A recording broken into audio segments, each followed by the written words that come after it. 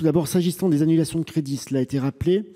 ces crédits, qui sont des crédits de mise en réserve au début de l'exercice, peuvent être annulés sans revenir sur aucun des engagements ni des actions mises en œuvre. Je fais mienne la réflexion ou la remarque de monsieur le rapporteur lorsqu'il dit est-ce qu'il y a un caractère opérationnel. Et au-delà du caractère opérationnel, au moment de l'année où nous sommes, il y a aussi une forme de sincérité budgétaire dans la mesure où nous savons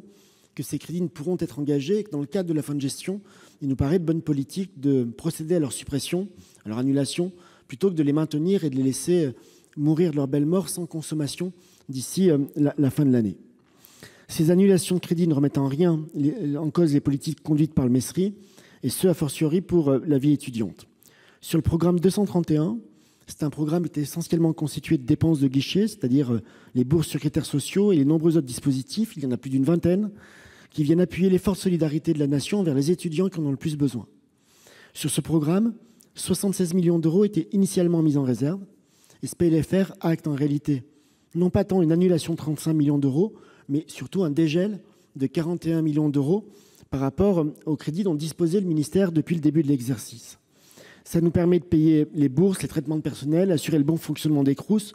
et financer les aides dont peuvent bénéficier les étudiants.